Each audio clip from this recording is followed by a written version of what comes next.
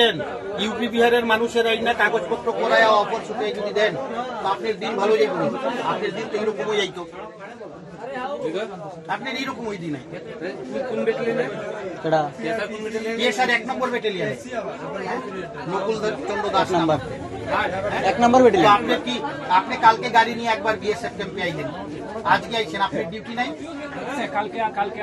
না না না না, আপনার ডিউটি নাই, আপনি তো টিএসআর, আপনার চলার জন্য তো বেতন তো দেয় টিএসআর, কাজ করলে তো দেয়, বেতন দেয়, যেই বেতন পান কতদিন হচ্ছে চাকরি?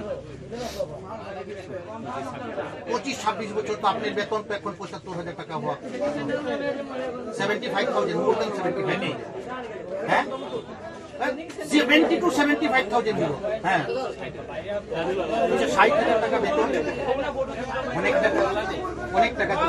এই বাচ্চাগুলো অনেকের বাপ নাই, অনেকের বাপরে আসে যে মানে মারা গেছে বিভিন্ন কারণে, এই বাচ্চাগুলোর ইটিকে আইন নাই, আপনারা এইভাবে গাইড কইরা কইরা বাইরের মানুষে, এবং দেখো ত্রিপুরার পোলাপান চাকরি পাইতো আপনি জানতো, আপনার সন্তান চাকরি পাইতো আপনি জানতো, তো আপনারা কেন এই যে চারখানা অফার শুধু আমার মরাছড়া পুষ্ট বিষাইছে, সারা ত্রিপুরা ব্যাপী কেমন আছে? ফাঁসাইছেন না তো, কেমনে ফাঁসাইছে, কে ফাঁসাইব কোন তো আপনারে? আপনি নিজে ডিউটি বুঝেন, আমার তো লাগে যে আপনি একজন টিএসআর এর ভালো কর্মী হিসেবে আপনি ডিউটি ভালো করেন, আপনার বাজে স্বভাব আছে, আমার তো লাগে না।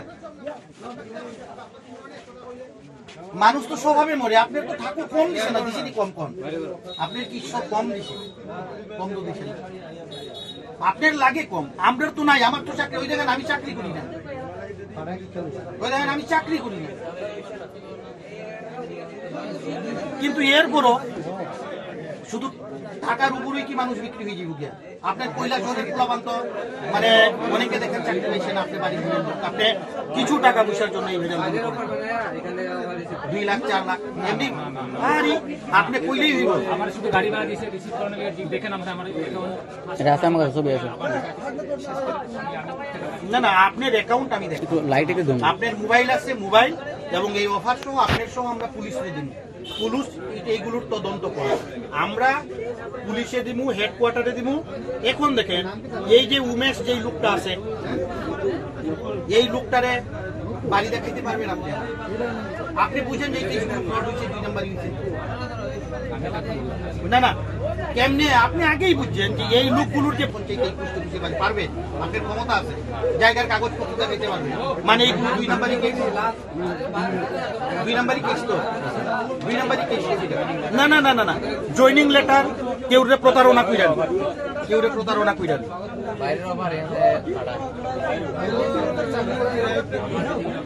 ও মানে না না, আপনি তো ফার্স্টে নই, আমার যেই বাচ্চাগুলো চাকরি পাইছে না,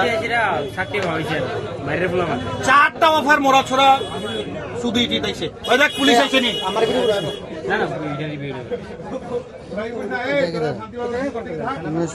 আমি এসডিএমটা টেলিফোন করছি, সব তো এক নামে, হ্যাঁ আলাদা আলাদা নামের, না না উমেশ চন্দ্র, হ্যাঁ এটা উমেশ চন্দ্র, হ্যাঁ এটা উমেশ চন্দ্র, হ্যাঁ উমেশ চন্দ্র, ওই তো উমেশ চন্দ্র এজেন্ট, উমেশ চন্দ্র এরে পালছে, উমেশ চন্দ্র কে গো? আসাম রাইফেল, দেই আসাম রাইফেলে চাকরি করে। আচ্ছা এটা কি করে? মোবাইল নাম্বার লেখেন, উমেশ চন্দ্রের মোবাইল নাম্বার আছে, আইডা কেডা এটা আজকে দিতে হয়, নিতে হইছে, আর আচ্ছা এইগুলো এই উমেশ চন্দ্র আসাম রাইফেলে, তো হে ওই তো হইলো এইগুলো ফুল ফুল আর লাগতো না, আর লাগতো না, এর সাথে আপনি না এই ভিডিও ক্যামেরা করিস, হ্যাঁ স্যার, আমার পরিচয় কেমন? হ্যাঁ হ্যাঁ, আচ্ছা আব্দুল আপনি যোগাযোগ করছেন আব্দুল গফর আপনার সাথে মরাছড়া বিওপি দিয়ে? আমি আমার উমেশ চন্দ্র, আমি আমার পাঠাইছি, আমি আয়া কথা কইছি। হ্যাঁ এই নিলয়টা ডাক দাও তো, একটু একটু একটু একটু, এই রতন একটু সাইড দাও, হ্যাঁ সব রেকর্ড, এই নিলয়, এই নিলয় আপনি তো আব্দুল গফরের কাছে উমেশ চন্দ্র কুশে যে আপনি এটাতে আবার উমেশ চন্দ্রর কাছে কেন পাঠান? উমেশ চন্দ্র চারোটা এক মানুষ। এই উমেশ চন্দ্র হইল এটার এজেন্ট আগরতলা থেকে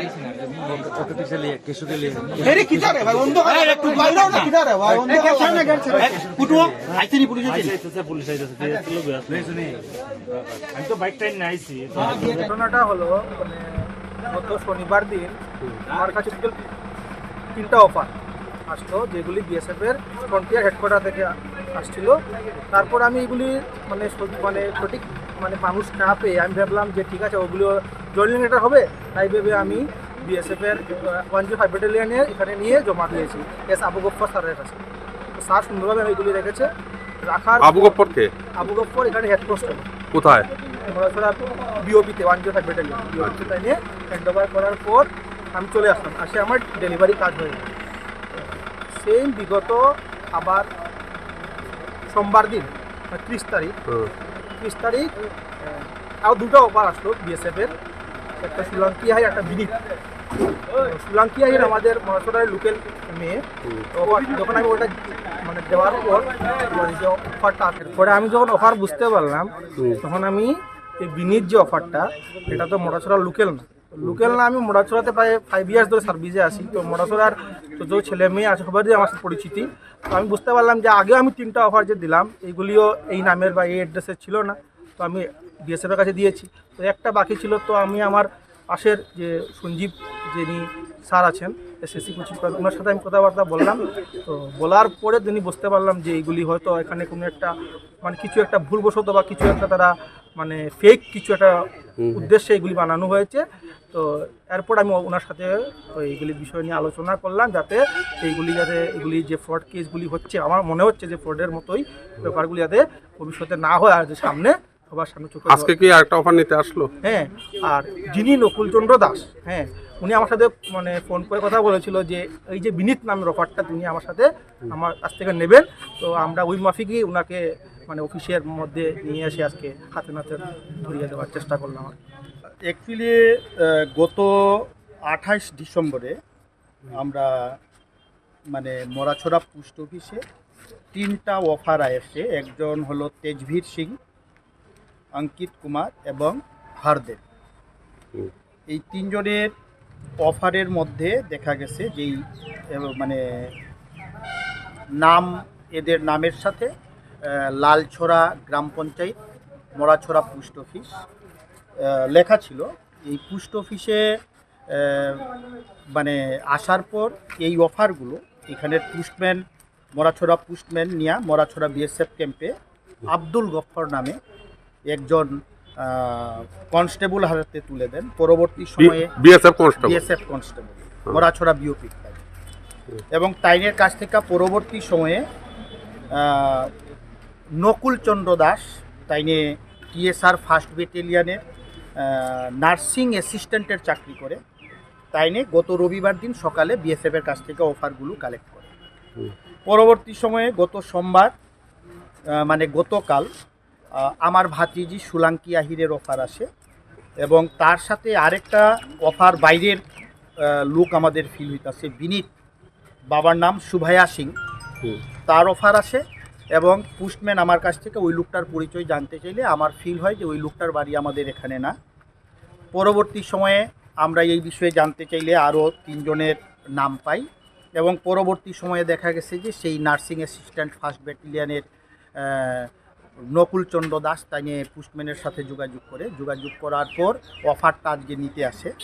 আমরা এই জিনিসটা সোমবার দিন জানার পরই সোমবার দিন বিকালবেলা আমরা কমলপুর থানা এসডিপিও এবং এসডিএমের সাথে যোগাযোগ করার পর ওই লোকটা যা আজকে যখন অফার নিতে আসে ওই লোকটারে আমরা পুলিশের হাতে তুলে দেই। তার কাছে বিগত গত রবিবার দিন যে সেই 3টা অফার সে কালেক্ট করছিল সেই অফারগুলো প্রত্যেকটা সে আলাদা খাবে মানে প্যাকেট করা ছিল। প্যাকেট করার পর সে আসাম রাইফেল আগরতলা আসাম রাইফেল ক্যাম্পে চাকরি করে, নামটা কি জানি উমেশ চন্দ্র নামে একজন লোকের হাতে মানে তাইনের হ্যান্ড ওভার করার জন্য প্রিপারেশন নিছিল। আমরা ওই অফারগুলোও পাই এবং নিলয় চন্দ্র তাই নিয়ে আমাদের এই বিষয়ে একটু কোঅপারেশন করে পরবর্তী নিলয় চন্দ্র কে? নীলয়চন্দ্র পুস্টম্যান মরাছড়া আচ্ছা।